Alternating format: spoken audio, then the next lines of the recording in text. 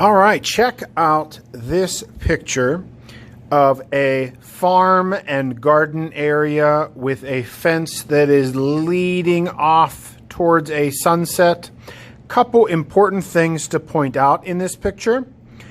We have a horizon line in this picture that goes across the page. It is a straight line. The horizon line in any picture is the place where the land meets the sky. So it is a line that separates the land from the sky. We also, in this picture, have leading lines in our garden rows that go to this place in the picture called the vanishing point. The vanishing point is a place where we can no longer see things because it is too far away. So all of our garden rows and our fence are going to lead to this point called the vanishing point in our picture, where all of the things are just a bit too far away to see. We're going to choose in our garden rows that we're about to make some crops or flowers to grow. And do you notice that things are getting smaller as they get farther away from me?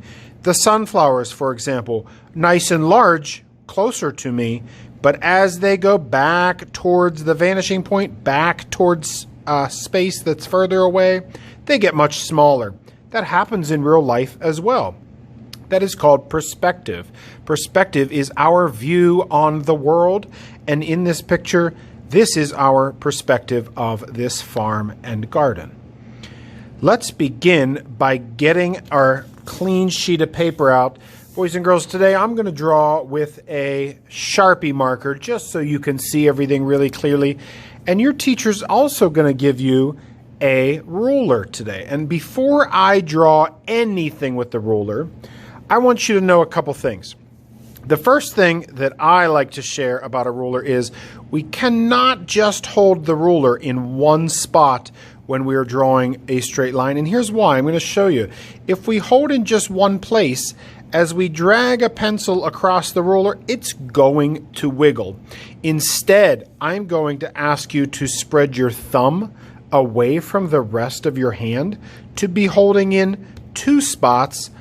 All of a sudden now, when I drag my pencil across that ruler, I'm holding it strongly and my line will be straight because my ruler will not rock and wiggle.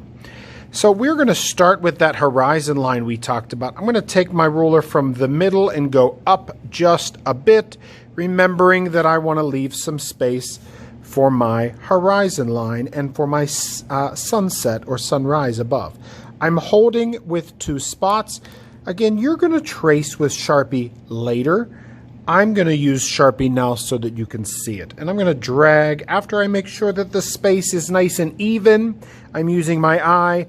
I would know that this is not straight going across there, so I'm using my eye to tell when is the ruler going across the paper straight.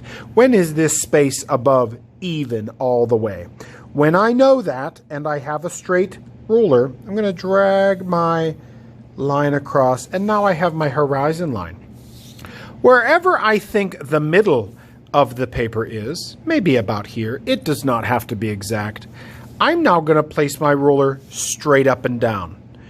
In the center, I'm going from the horizon line down. Again, from the horizon line down in the center of the paper, a line like this. I will then want to connect this spot. I can add a little dot there, nothing big.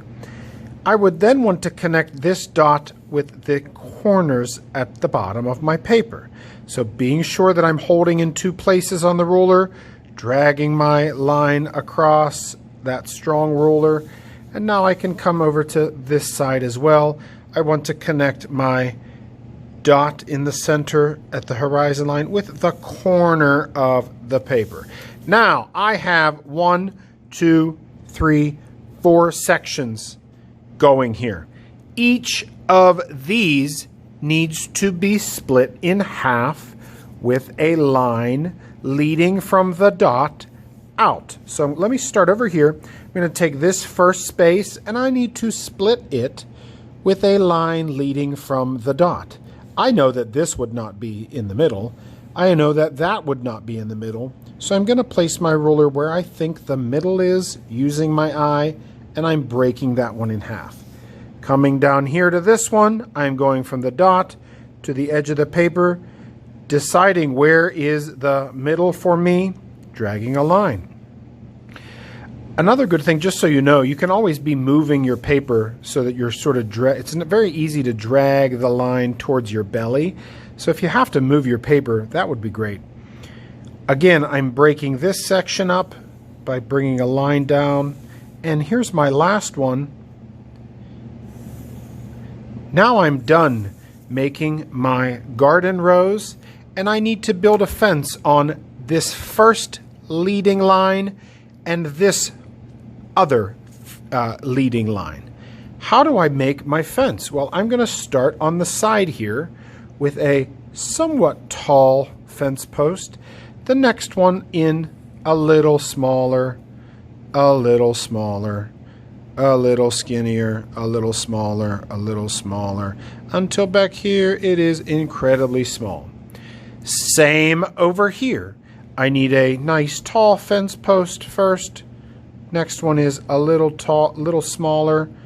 They can also get a little skinnier, but eventually they will be so small that we cannot see them. I then want to take time to connect the tops of my fence and the bottom of my fence. And then I'm going to take time to do the same over here. I'm going to connect all my tops and my bottoms so that this really starts to look like a fence that is leading away. Next, before I do my crops, which all of you can choose on your own, we don't all have to do the same crops in our garden. But before we do that and talk about that, I want to talk about the sun up here as well as the barn. Let's draw the barn together. I'm going to do my barn over here, and it's going to rest on top of my horizon line. My barn starts with a raised triangle. I'm bringing the sides down. I'm taking the top straight across. Over here, I'm trying to match this line. Do you see this line? I'm trying to match it back here. Then I bring this across and straight down. All of a sudden, I have a barn. I want to put 2 doors on here as well. Remember that if the barn was hard for you to draw, we can always go back and re-watch that part. I did a raised triangle, down, down. I took the top of the roof across, tried to match that leaning line, connect, and down. I want to then put a little path. This is how someone drives to the barn, and then my sunrise, sunset lines, whichever you decide that you have in here. Remember, the horizon line is what separates the ground from the sky. I'm going to keep my lines going even if they're off the paper. And now I've got my farm scene here with my garden rows ready to fill. Let me go back to my finished one and talk to you about what I did here. I chose to do carrots. You can see the shape of a carrot. And yes, I know, never in a garden would a carrot just be laying there like this. It's just our artwork, and we're trying to show the shapes of these vegetables and that they get smaller going back in the garden row. This shape is an eggplant, and it is a purple or violet vegetable. It almost looks like a pear to me, but it also gets smaller leading back. I did some heads of lettuce, which is sort of a strange shape as it grows on the ground, leading back. Pumpkins, some corn stalks, as well as some sunflowers before I finished.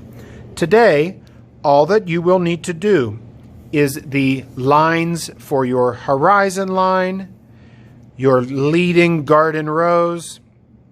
You will need to draw your fences, sunrise, sunset lines, a barn, and then choose your vegetables that are leading back in a row.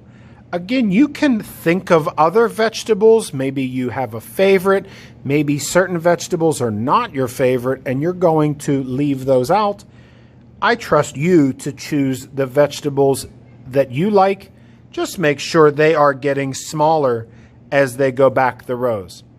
When you are done drawing today, you will outline with a Sharpie marker given to you by your teacher, and we will color this next class.